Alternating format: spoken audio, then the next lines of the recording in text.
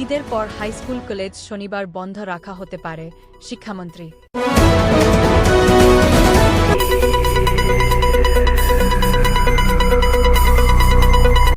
ঈদুল আজহার পর হাইস্কুল ও কলেজে শনিবারের ক্লাস বন্ধ থাকতে পারে, এমনটা জানিয়েছেন শিক্ষামন্ত্রী মহিবুল হাসান চৌধুরী।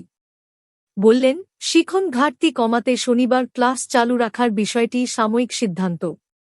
শুক্রবার ২৪ মে বিকালে ঢাকা বিশ্ববিদ্যালয়ের টিএসসিতে সাংবাদিকতা বিভাগের অ্যালামনাই অ্যাসোসিয়েশনের অনুষ্ঠান শেষে সাংবাদিকদের এ কথা বলেন তিনি। শিক্ষামন্ত্রী বলেন, ২০২৬ সালের এসএসসি পরীক্ষা নতুন নিয়মে হবে।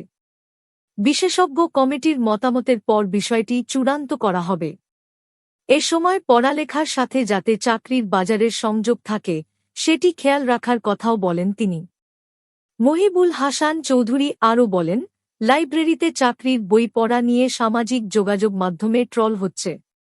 এ সময় চাকরির বইয়ের পাশাপাশি অন্য বই পড়ায় শিক্ষার্থীদের উদ্বুদ্ধ করতে অ্যালামনাইদের দায়িত্ব নেয়ার কথাও বলেন তিনি। বিশেষজ্ঞদের মতামত নিয়েই এখন পর্যন্ত সেটা খোলা আছে। তবে এটা আবারও বলছি যে সেটা আসলে সাময়িক একটি প্রক্রিয়া। সেটা সেই দিবসের বিষয়ে আমাদের যদি একটা পরিপূর্ণ চিত্র পাওয়া যায় পরবর্তী ঈদুল আজহা পরবর্তী সময়ে, তখন হয়তোবা সেটা থাকবে না।